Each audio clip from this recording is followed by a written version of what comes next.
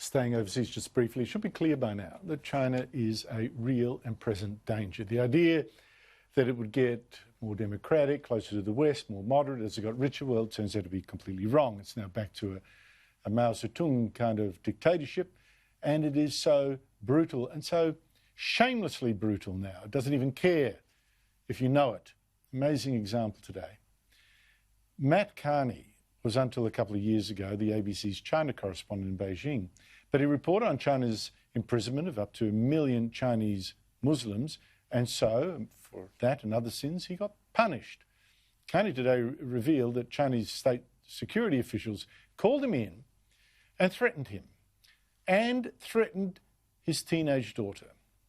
You know, she was obviously very skilled in interrogations and ramping up the fear and the panic, and kept on saying, well, you know, Mr. Carney, you know that your daughter is 14, she can be put into detention, we don't have to tell you where she is. And then she'd let that just sink and wait. And then she would, you know, go on to say that I'd have to tell you, Mr. Carney, that basically your daughter would be in detention with other adults. Can you believe that? How low do you have to go? Now, Carney says he's only now telling the story because back then he didn't want other ABC staff to suffer. I made the decision then that I wouldn't tell this story because, you know, it probably would have had impact at that time on the Bureau, and Bill Birtles was still there. And also, you know, we're negotiating for the following year for Sarah Ferguson, who was going to replace me as Bureau Chief, to come in. I wanted to give them the best chance at getting their visa. Now, since then, of course, the last two Australian foreign correspondents in China have fled for their lives after getting a knock on the door after midnight from Chinese state security, which threatened to detain them. So they're back in Australia. There's no one left representing official Australian media there.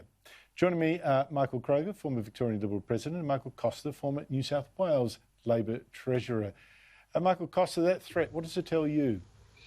Well, it doesn't tell me anything, actually, Andrew, because I've been pretty aware that we're dealing with a rogue state politically in terms of China.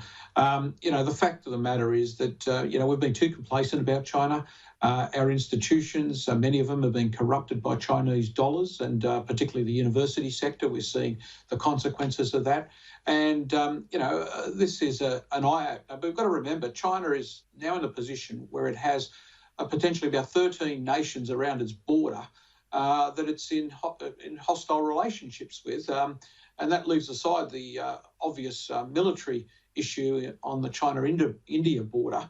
But, you know, we're dealing with a very corrupt regime. It's a kleptocracy. It's got nothing to do with, you know, the principles of Marxism and socialism. You've got a ruling elite that's using authoritarian power to feather its own nest. And, you know, the Hong Kong example is, I think, one that all of the world should be very attuned to. Michael Kroger, I want to pick up on something that Michael just alluded to there, the fact that China's got bad relationship with so many of its neighbours, almost all of them. And yet you hear reports here from journalists saying, oh, well, look, you know, if we've got a problem with China, it's Australia's fault and Morrison should do this and this and this, like ignoring the China's role in this. And this gets me to this point. Should Matthew Carney, have told his story 2 years ago? Because to me it is a warning. He's a good reporter. It's not a reflection on him. But other reporters, probably now, would be tempted by pressure like that on their own 14-year-old child to go soft on China. And we here should know what limits and pressure they're under before we trust their views on China. No, I accept his judgment on that, Andrew, that he shouldn't have made that enunciation earlier because for the reasons he explained that those that were following him. But as Michael Costa said, nothing surprises us about this. This is a repressive, brutal communist regime. This is what they do. I mean, Confucius said centuries ago, you know, it doesn't matter how slowly you go as long as you don't stop. And what we're seeing is China attempting to slowly strangle those countries with whom it has bad relations, with all the brutal and repressive activities and tactics that communist governments do. Now, the problem for Australia is over years we've got so deeply intertwined with China. 30% of our exports go to China, and by comparison 5% go to America.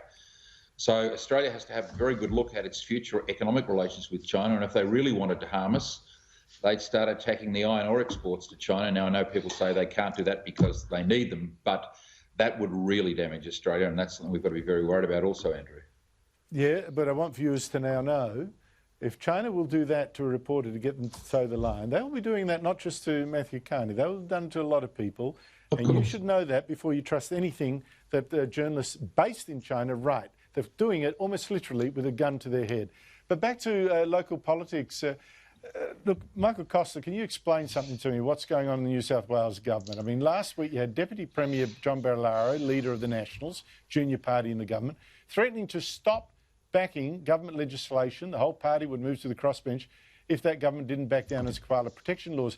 In fact, Barilaro, or both of them backed down, but Barilaro is now back in the government, you know. But it's off for a month for his mental health. And now New South Wales Nationals MP Leslie Williams says she's quitting the Nationals to join the Libs. Here she is. There are a whole range of events that have happened over the past 5 months. And really the last week cemented for me that this was not the party that I had joined almost 15 years ago. So much has changed, and I know very well that's a view shared by other members in the organisation. I just thought it was really a ridiculous move to put that great government into jeopardy, which is what we saw in the last couple of weeks. Well, how do you interpret that, Michael? Well, Andrew, I think the Liberal Party or the coalition is going through exactly the same problems the Labor Party has been through and is currently suffering from, and that is this division between the sort of need for these, socially progressive views in the city versus their, traditional base. I mean, the problem with the National Party, by the way, I'm not defending Barilaro's decision last week. I thought that was crazy just politically. I mean, it was so dumb. That I'm surprised he remained as leader. But that aside, the National Party's under threat. It's under threat from One Nation and the shooters in New South Wales. And at the same time, the coalition, its other partner, the Liberal Party, is making a move for more left-wing, environmentally friendly, climate change type politics. And I think that's the dilemma they face. The north coast of New South Wales, where that particular MP that's just moved, has had this history of this, where the Greens have been able to knock off the National Party and the Liberals have sought to run in those seats with a more left agenda. And I think that's the dilemma they face. Michael Kroger? Well, it's a golden rule, Andrew. Cross the road when you see some nutter dressed up as a koala because they're usually collecting money for some left-wing cause. And I don't think John Barilaro did the right thing. I actually think he should resign. The National Party needs a new leader. He's undermining the Berejiklian government. I mean, Berejiklian's a very, very fine premier, and that is a very good government up there. This fellow is reckless.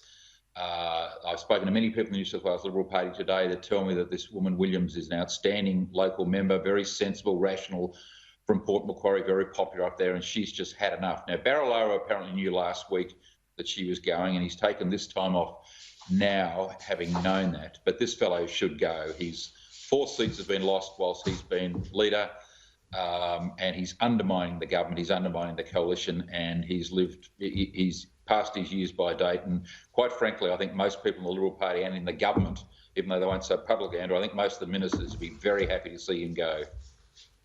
Look, I don't know what his mental issues are that he needs a whole month off and don't want to add to them.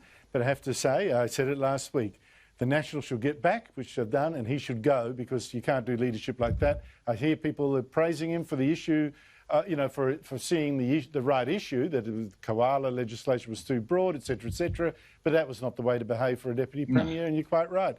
Destabilise a good government for what? Finally, Michael Kroger, the Morrison government is next week going to cut back a bit on the JobKeeper and job seeker welfare, where the dollar been doubled in this virus crisis. They won't bring it back to the former level, but they'll cut it back a bit. You've got Labor leader Anthony Albanese saying that's going to push us over an economic cliff just when job creation, job protection is essential. The government shouldn't rip away support. But here's the point. Here's my problem.